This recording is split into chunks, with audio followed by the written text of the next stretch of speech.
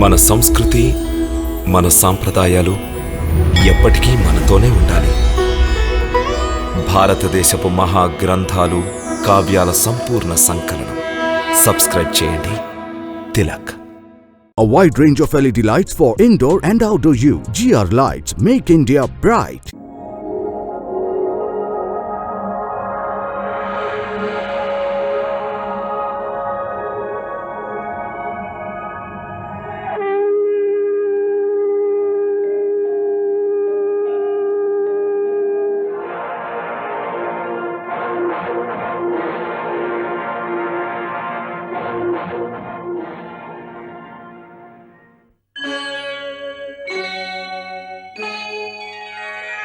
Krishna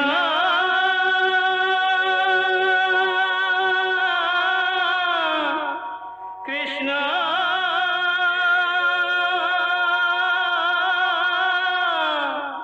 Hare Krishna Hare Hare.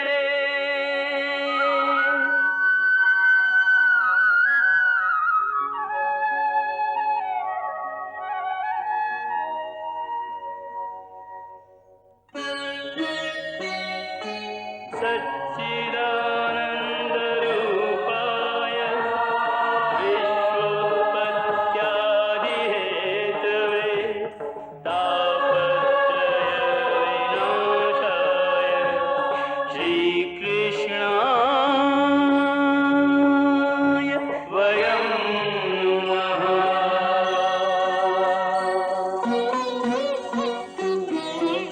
Shrikrishna Govind हरे मुरारे, हे नाथ नारायण वासुदेव. हरे कृष्ण राधे कृष्ण राधे राधे कृष्ण कृष्ण हरे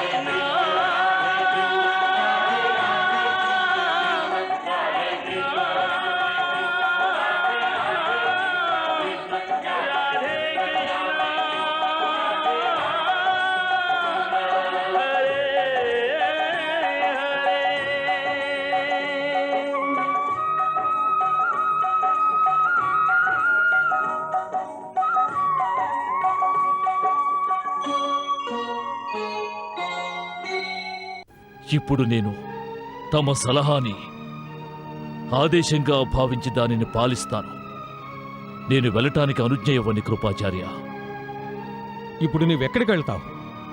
కురుక్షేత్రానికి ఉత్తరాన ఒక సరోవరం ఉంది, అక్కడికి. కానీ యువరాజా, తమరు సరోవరంలో ఎలా దాక్కుంటారు? నాకు జలస్తంభన విద్య తెలుసు.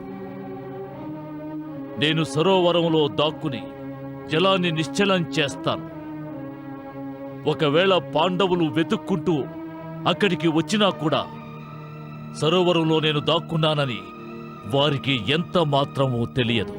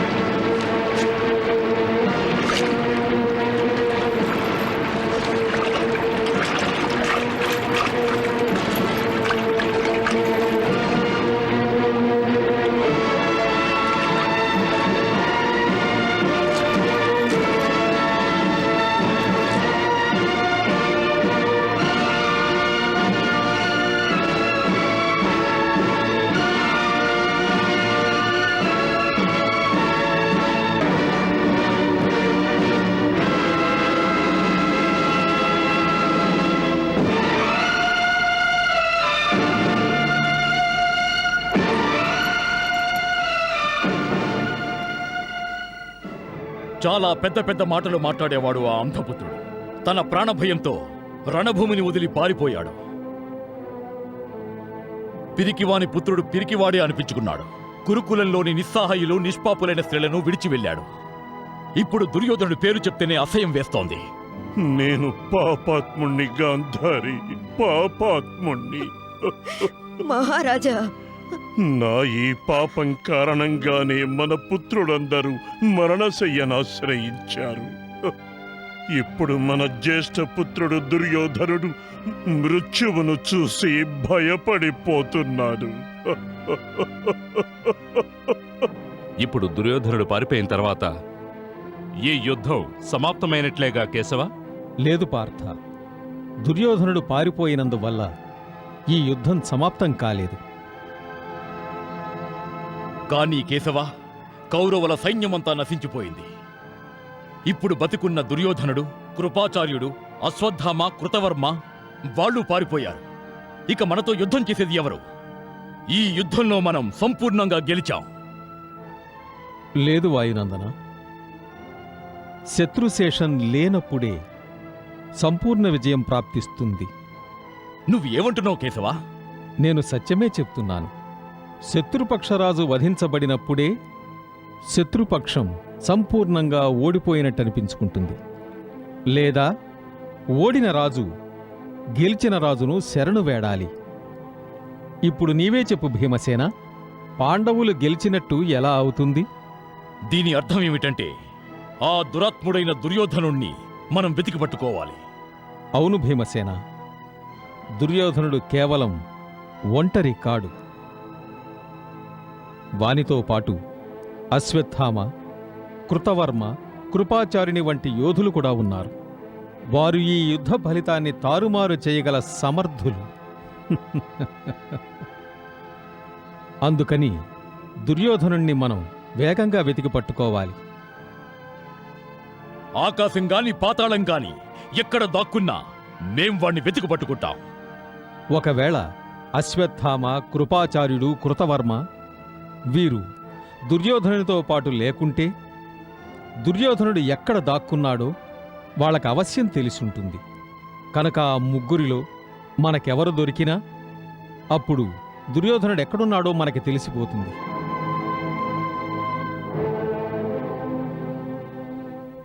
గుప్తచర్లారా, వెళ్ళండి.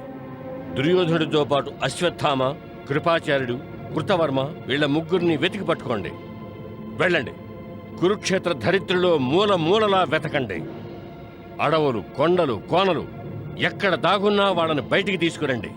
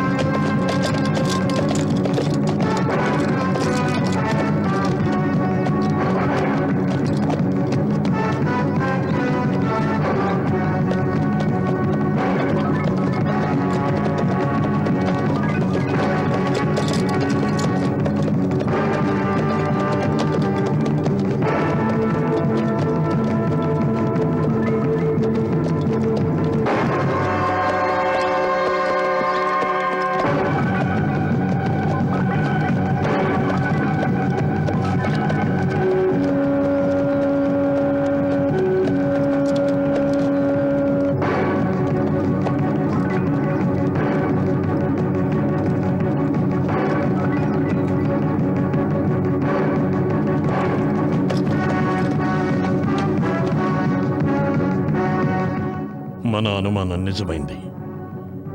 పాండవుల గుప్తచరుడు దుర్యోధనుని వెతుక్కుంటూ బయలుదేరారు.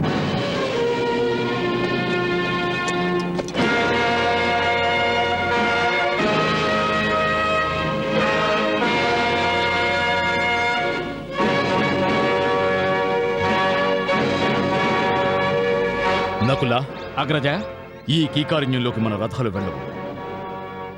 ఇక్కడి నుంచి మనం దుర్యోధనుణ్ణి వెతకడానికి కాలినడకనే వెళ్ళాలి. అలాగే అగ్రజ.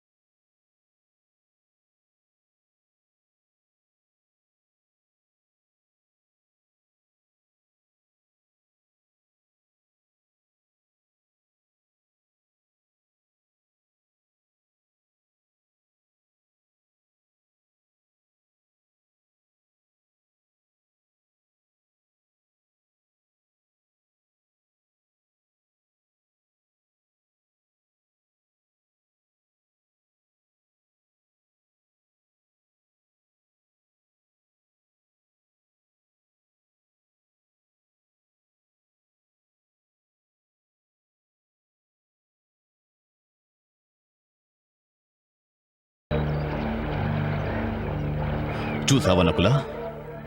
అవునా అగ్రజ, నీరు మంచులా గడ్డ కట్టింది.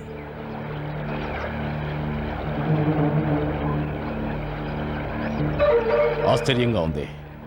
ఇక్కడంత చల్లగానూ లేదు, అయినా నీరు ఎలా గడ్డకట్టింది?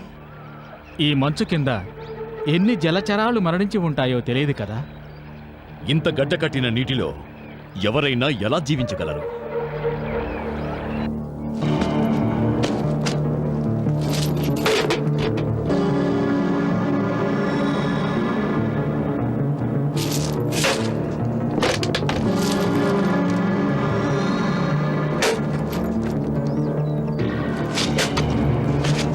భీమసేన, ఇక్కడే ఉండి మనం సమయాన్ని వ్యర్థం చేయకూడదు. ఇక్కడెవరూ దాక్కోనే లేరు. అవును నకుల, నువ్వు సరిగా చెప్పావు. పద వెళదాం. పద.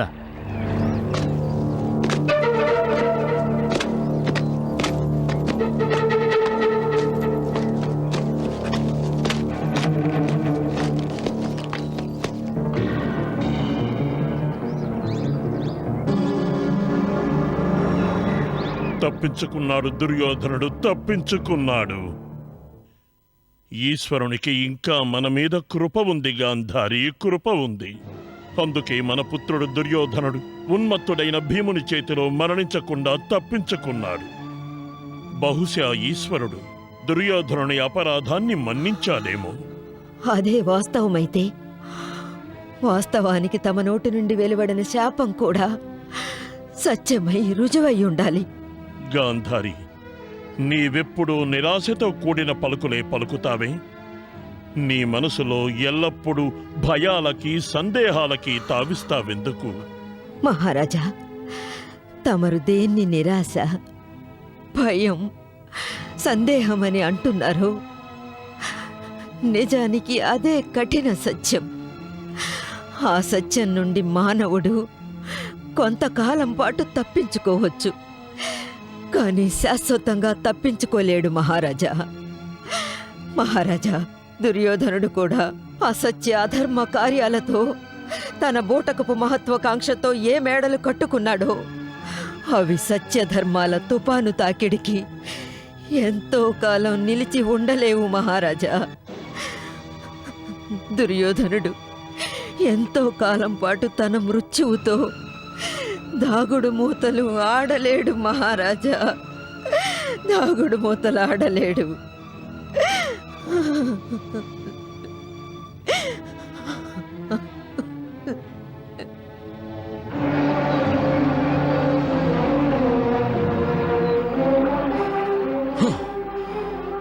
ఆ పిరికివాడు ఎక్కడ దాక్కున్నాడో నాకు అర్థం కావట్లేదు.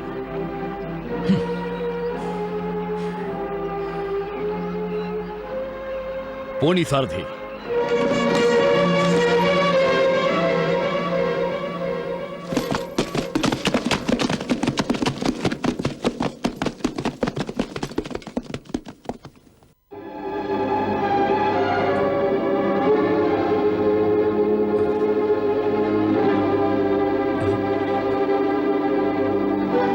భీమసేన, దుర్యోధనుడు ఎక్కడున్నాడో తెలుసుకున్నావా నువ్వు? లేదు అగ్రజ, ఆ పిరికివాడు ఎక్కడ దాక్కున్నాడో తెలియట్లేదు. భూమి కింద ఏ మూల ఏ కలుగులో దాక్కున్నాడో. దుర్యోధనుడు ఎక్కడున్నాడో తెలియకపోయినా కృపాచార్యుడు, అశ్వత్థామ, అలాగే కృతవర్మల జాడేమన్నా తెలిసిందా? మన గుప్తచరులు వారి అన్వేషణలో భూమి ఆకాశాలు రెండూ వదల్లేదు. అన్ని చోట్ల గాలించారు. కానీ వారిలో ఏ ఒక్కరూ మన చేతికి చిక్కలేదు. వారిని ఈ భూమే మింగేసిందో, ఆకాశమే ఎత్తుకెళ్ళిందో.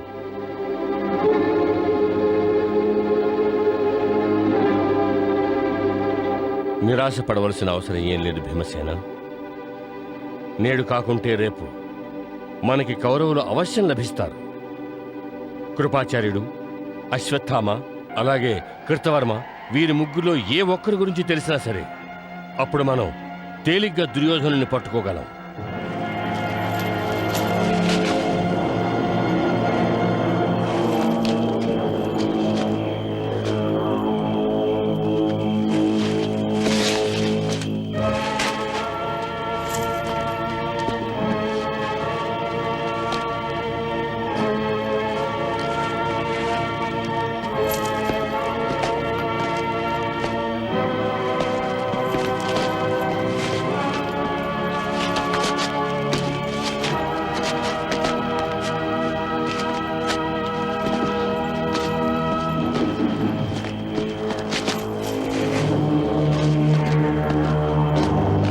ఈ పిరిగి పందల ముగ్గురు చివరికి మన కంటపడ్డారు.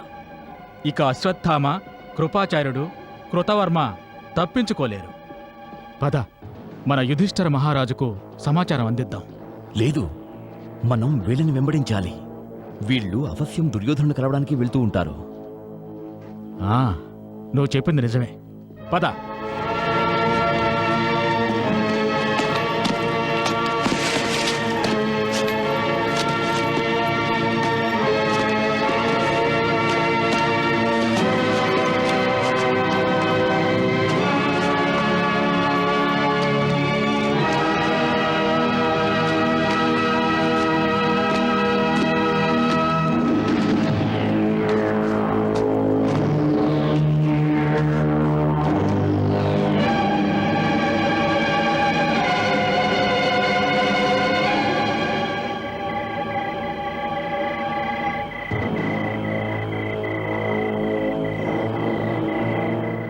యువరాజా దుర్యోధన, యువరాజా దుర్యోధన, యువరాజా దుర్యోధన, యువరాజా దుర్యోధన,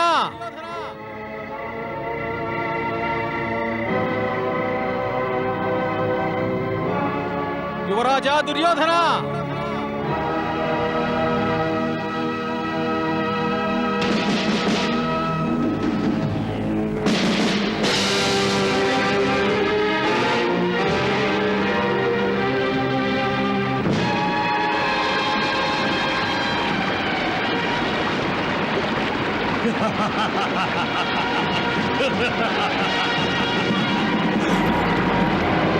యువరాజా రా.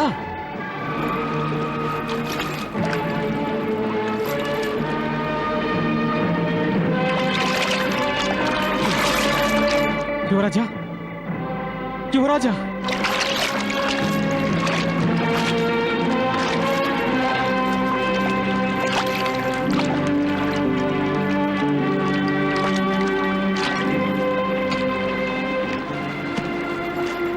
ప్రణామం యువరాజా.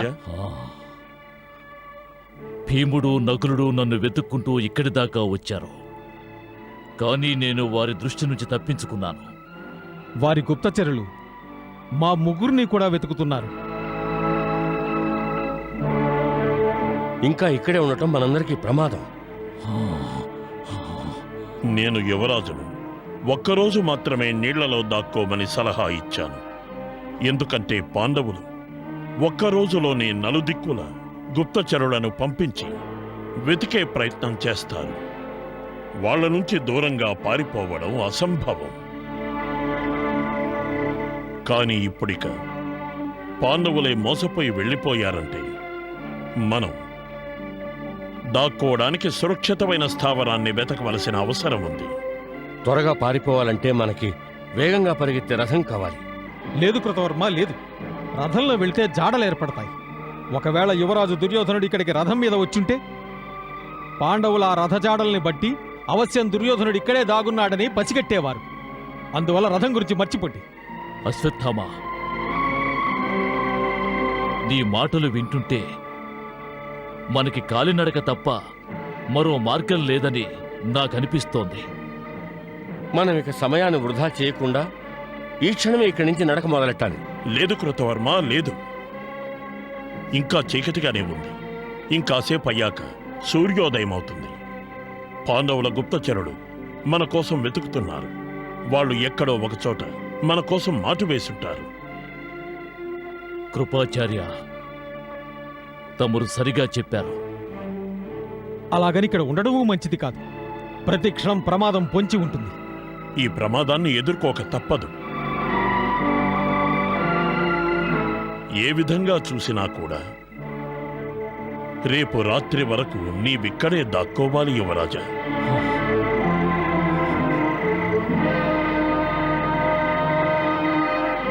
ప్రణామం యువరాజా.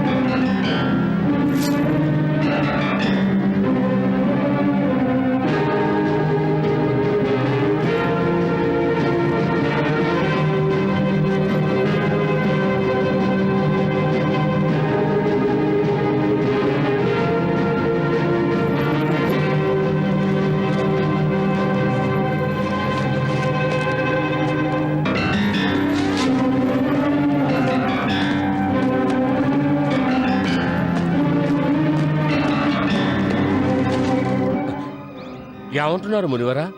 యుద్ధం సమాప్తమైపోయిందా? బలదేవా, ఈ యుద్ధం వల్ల సర్వనాశనం అయిపోయింది. సేనల్ని శవాల గుట్టలుగా మారిపోయినవి. ఆఖరికి శవదహనానికి కట్టెలు కూడా కరువైపోయాయి. కురుక్షేత్రం నుంచి శవాల దుర్గంధం వీస్తోంది. నాకు తెలుసు, ఈ యుద్ధ పరిణామం సర్వనాశనం తప్ప ఇంకేమీ కాదు అని. అంత భయంకర వినాశనాన్ని నా కళ్ళతో నేను చూడలేను. అందుకే నేను ఇలా తీర్థయాత్రలంటూ వచ్చాను. కాని మునివర, ఏ పక్షం వారు గెలిచినట్టు? జయాపజయాలు ఎవరివో ఇంకా తేలలేదు. ఇంత భయంకర వినాశనం జరిగినా కూడానా?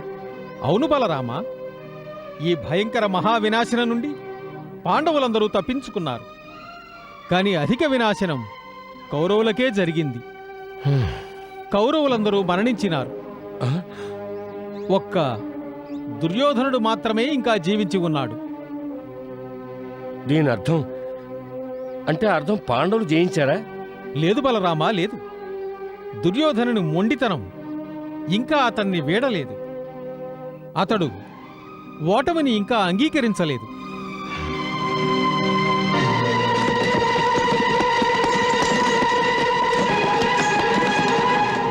సారథి, రథవేగాన్ని పెంచు. వాయువు కంటే వేగంగా పోని. కన్ను మూసి తెరిచేలోగా దుర్యోధనుడి దగ్గరికి వెళ్ళాలనుకుంటున్నాను. నేనా అంధపుత్రుడికి పారిపోయే అవకాశాన్నివ్వను. త్వరగా పోని.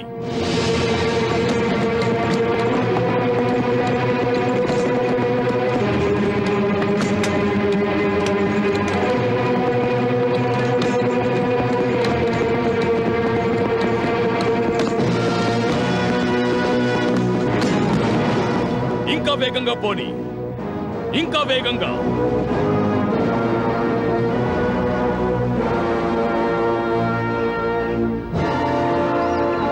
ఆ సరోవరాన్ని చేరుకోవాలంటే ఈ కారడవిలో మనకి నడకే శరణ్యం.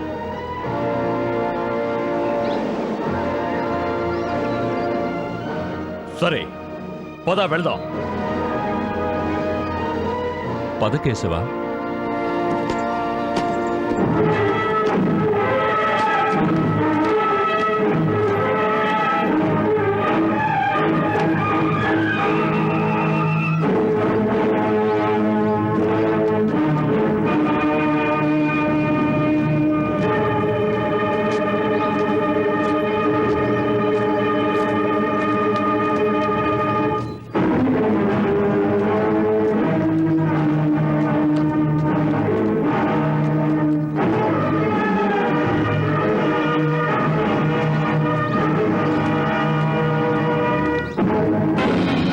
మహారాజా, నేను ఈ సరోవర తీరంలోనే అశ్వత్థామని, కృపాచార్యుణ్ణి, కృతవర్మని కూడా చూశాను.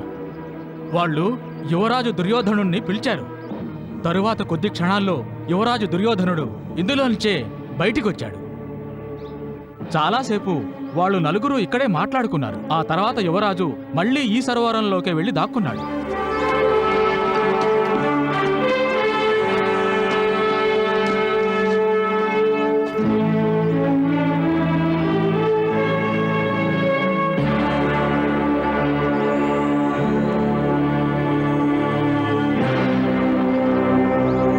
కేశవ, నేను దుర్యోధనుని వెతుకుతూ ఈ సరోవరం వరకు వచ్చాను. కానీ స్తంభించిన జలాన్ని చూసి నేను విభ్రమం చెందాను. ఆ పిరికి పంద ఇక్కడే దాక్కున్నాడని నాకు అప్పుడే గనక తెలుసుండుంటే నా గదా దండంతో వాణ్ణి అప్పుడే చీల్చి చెండాడుండేవాణ్ణి. అంటే దాని అర్థం ఇదే, ఆ దుర్యోధనుడికి మాయ విద్యలు కూడా తెలుసని. చింతించవలసిన విషయమేమీ లేదు పార్థ. మీ అగ్రజుడు యుధిష్ఠిర మహారాజుకు కూడా జలస్తంభన విద్య గురించి బాగా తెలుసు. దీనికి విరుగుడు కూడా తనకి తెలుసు. ధర్మనందనుడే ఈ జలస్తంభనాన్ని సరిచెయ్యగలడు. నేడు నేను ఈ సరోవర జలస్తంభనాన్ని సరిచేసి మహాభారత ముఖ్యకారకుణ్ణి బయటికి తీసుకొస్తాను. నకుల,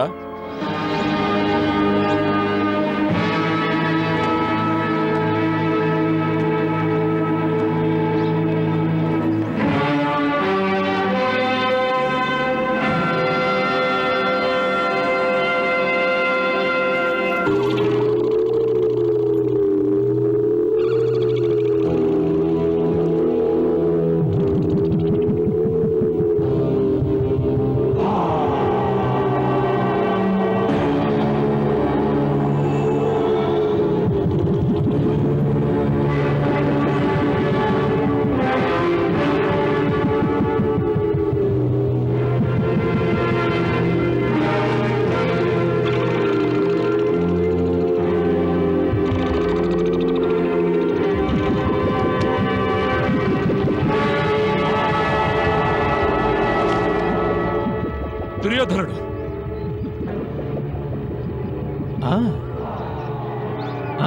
భీమసేన, అదిగో దుర్యోధనుడు. దుర్యోధన!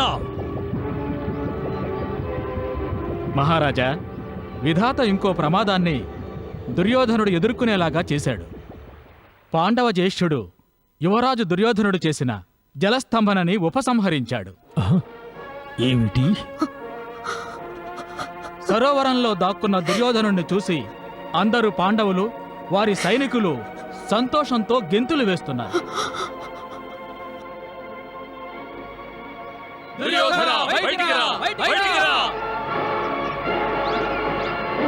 అగ్రజ, కురుకుల కళంకాన్ని చూశావా? అందరూ పురుషుడు నీటిలో మునిగి మరణిస్తారని విన్నాను. కాని ఈ లజ్జా విహీనుడికి సరోవరంలో మునిగిన మరణం రాలేదు. భీమసేన, ఇలాంటి పాపిష్టి పిరికి పందకి మృత్యువు కూడా ఆశ్రయం ఇవ్వడానికి నిరాకరించింది. అవును ధనంజయ, ఈ అంధపుత్రుడు తనను తాను ఎప్పుడు మహాబలశాలని అనుకుంటాడు. కానీ తన ప్రాణాల వంతు వచ్చేసరికి యుద్ధభూమిని వదిలి పారిపోయాడు, పిరికి పందలా దాక్కున్నాడు. భీమసేన, నీవు వీణ్ణి బలశాలంటున్నావా? వీనిని, ఈ నపుంసక దుర్యోధనుణ్ణి ఈ నపూంసక దుర్యోధనుణ్ణి. ఇతడు భరతవర్షంలోని సకల రాజులని సమస్త కురుకులాన్ని సంగ్రామం చేయించి భీషణ సంహారం గావించాడు. ఈ నిర్లజ్జుడు అమాయక స్త్రీలను అవమానించడం కూడా తన ప్రతాపంగా భావించాడు. నిజంగానే ఇతడు కురువంశానికి కళంకం, కళంకం. ఏం యువరాజా, నీవు నీటి నుండి బయటికొస్తావా లేక అక్కడే కూర్చుని నీ పిరికితనపు ప్రజ్ఞాపాఠవాల్ని విని ఆనందిస్తావా? అవును, నీటిలోంచి బయటకు రారా పాపాత్ముడా. మాతో యుద్ధం చేయి పిరికి పందా, యుద్ధం చేయి.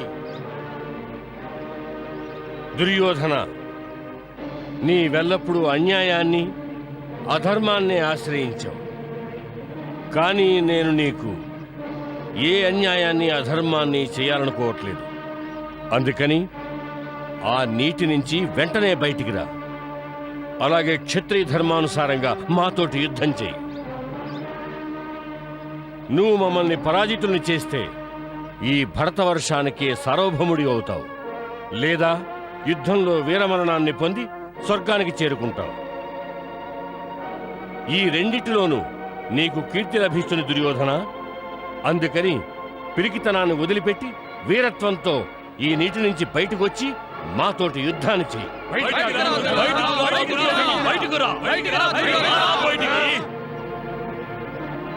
సంజయ, యుధిష్ఠిరుడు నేను ప్రదర్శిస్తున్నంత వీరత్వాన్ని ఇంతకు ముందెన్నడూ ప్రదర్శించలేదు.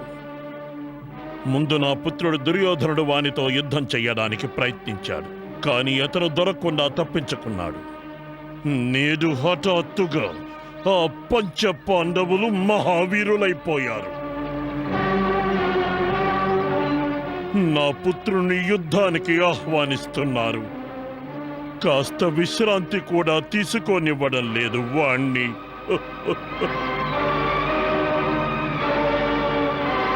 సంజయ్, త్వరగా చెప్పు, దుర్యోధనుడు పాండవుల ఆహ్వానాన్ని స్వీకరించాడా? నీటిలో నుంచి బయటకొచ్చాడా? లేదు. యుధిష్ఠిరా, పాండవులారా, నన్ను పదే పదే యుద్ధానికి ఆహ్వానించి మీ మృత్యువుని కొని తెచ్చుకోకండి.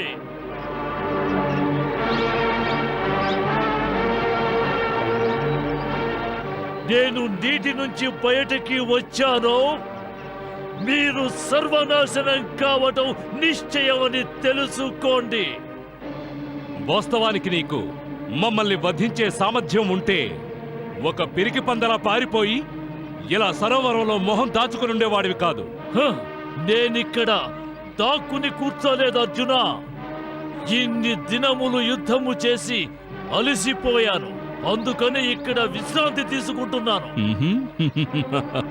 ఇప్పుడు నాకు ఎవరితోనూ యుద్ధం చేయడం ఇష్టం లేదు. ఎందుకంటే ఈ యుద్ధంలో భారతవర్షంలోని సమస్త రాజులు వధించబడ్డారు. ఇప్పుడు ఈ ధరిత్రి ఆ యోధులు లేకుండా అలంకారరహితమైన ఒక విధవా స్త్రీతో సమానమై ఉన్నది. ఇప్పుడు ఈ ధరిత్రికి సామ్రాట్టునై నేనేం చేయగలను? అందుకని నేను నా సమస్త రాజ్యాన్ని మీకు దానంగా ఇస్తున్నాను. మనశ్శాంతి కోసం మృగ చర్మాన్ని ధరించి వనాలకేగాలనుకుంటున్నాను. భళా దుర్యోధన భళా, నీవు మృత్యు భయంతో ఇంతగా మారిపోతావని నేను ఊహించలేకపోయాను. భళా, సదా ఇతరుల అధికారాన్ని దోచుకునేవాడు నేడు దానవీరుడైపోయినాడా? సదా ఇతరుల మనశ్శాంతిని దోచుకునేవాడు నేడు స్వయంగా మనశ్శాంతిని కోరుకుంటున్నాడా? సన్యాసం కోరుకుంటున్నాడా? లేదు దుర్యోధన, లేదు. నీకు వనాలు, పర్వతాలు, మునివాటికలు, సరోవరాలు ఎక్కడికి వెళ్ళినా శాంతి లభించదు. నీవు నీ జీవితంలో చేసిన పాపాలకు ఫలితం అనుభవించకుండా నీకు శాంతి ఎప్పటికీ లభించదు. అందుకని నువ్వు నీటిలోంచి బయటికి వచ్చి మాతో యుద్ధం చేయి. అవును దుర్యోధన, బయటికి రా. రా, బయటికి రా. మాతో యుద్ధం చేయి. బయటికి రా. పాపాత్ముడా. మన దుర్యోధనుడు ఒంటరి వాడైపోయాడు గాంధారి. మన దుర్యోధనుడు ఒంటరి వాడైపోయాడు.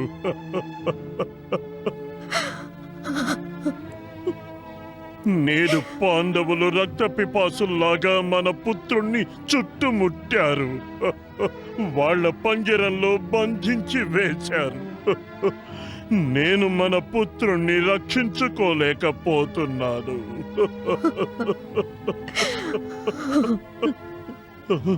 తండ్రినయ్యుండి, రాజునయ్యుండి కూడా నేను నా పుత్రుణ్ణి కాపాడుకోలేకపోతున్నాను.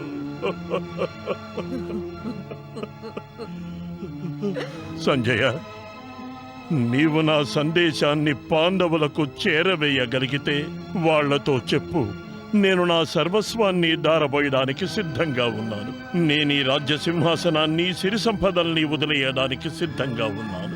దానికి ప్రతిగా నా పుత్రుడు దుర్యోధనుణ్ణి వదిలేయమను.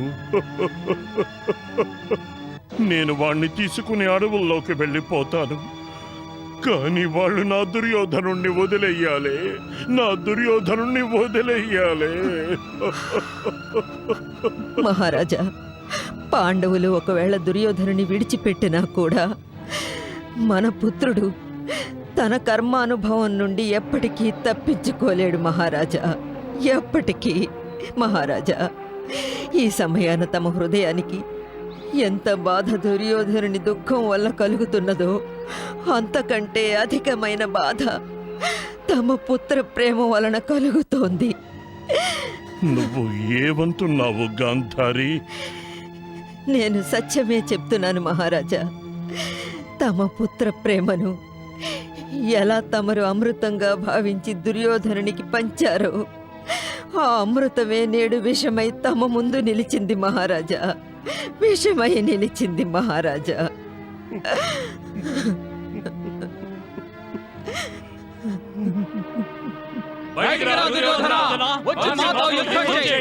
బయటికి రా, పాపాత్ముడా.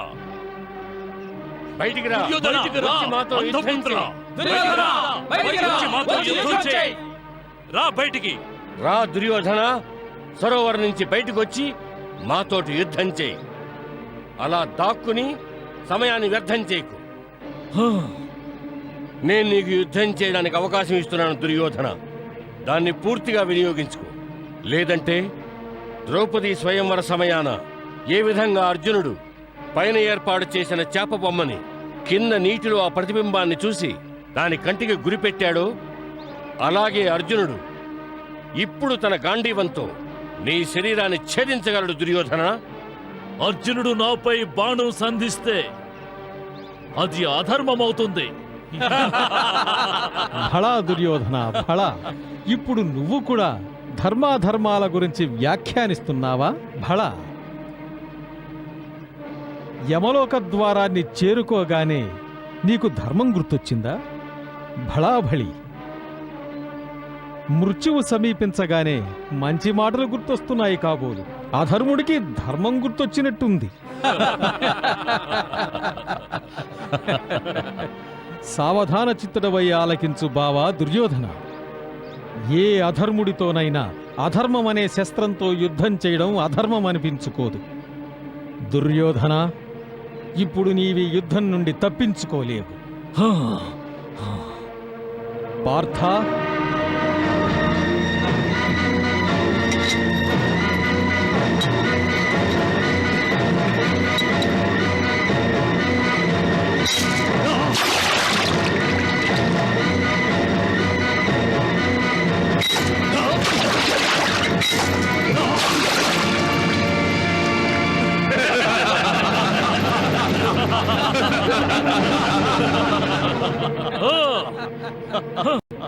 నేను అవశ్య యుద్ధం అవశ్యం యుద్ధం, కానీ నేనే విధంగా యుద్ధం చేయాలి?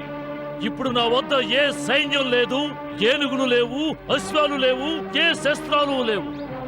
నువ్వు ఒంటరివాడివి, పైగా నీ దగ్గర శస్త్రాలు, గజాలు, అశ్వాలు లేవు. నేడు నీకు పాండవులకి కౌరవులకి మధ్య సైన్యంలో బలగాల్లో తేడా గుర్తొచ్చిందా? సంగ్రామ ప్రారంభంలో గుర్తుకు రాలేదా? అప్పుడు నీ సువిశాల సైన్యం ముందు మా సైన్యం ఎంతమాత్రం సమానం కాదు. అయినప్పటికీ మేము నీతో యుద్ధం చేశాం కనుక నువ్వు కూడా మాతో యుద్ధం చేసి తీరాల్సిందే. నేను యుద్ధానికి భయపడను, అలాగే మృత్యువుకి కూడా. అయినా సరోవరంలో ఎందుకు దాక్కున్నావు? భీమసేన!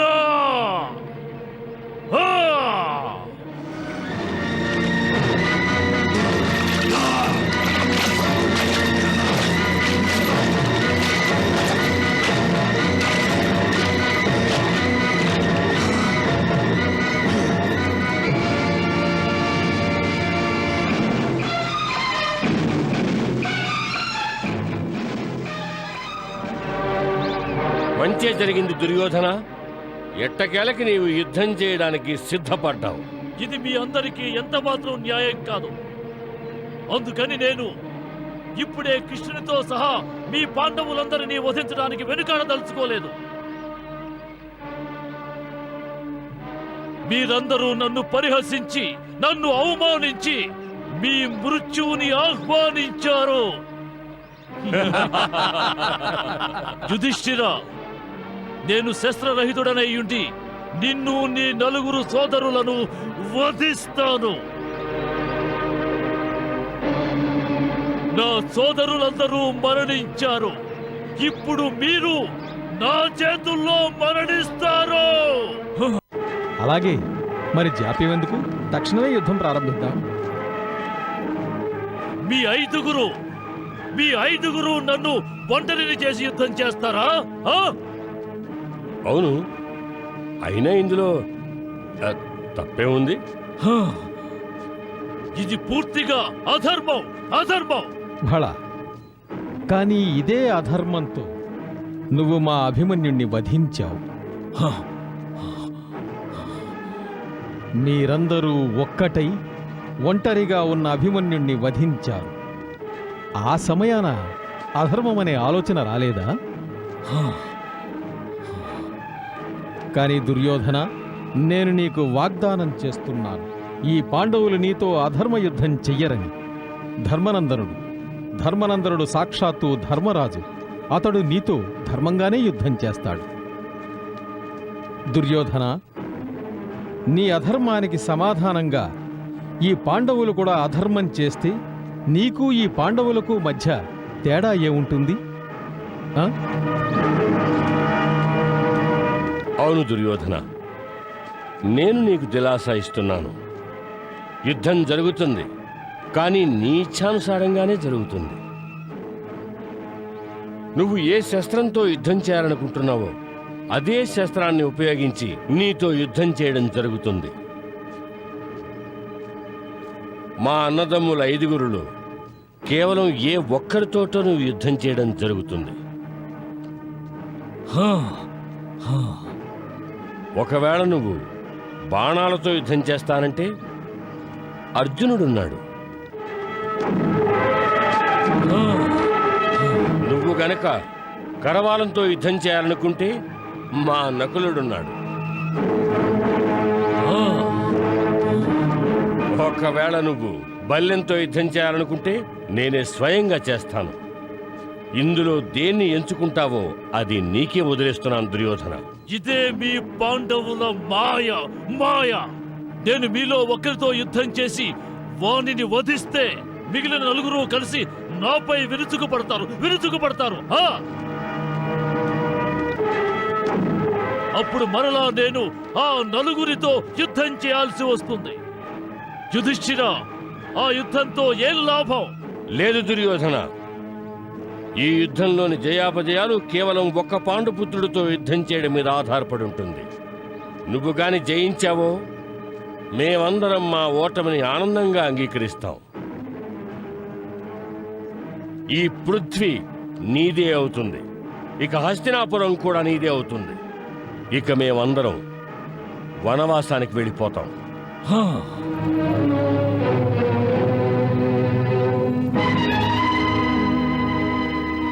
కృష్ణ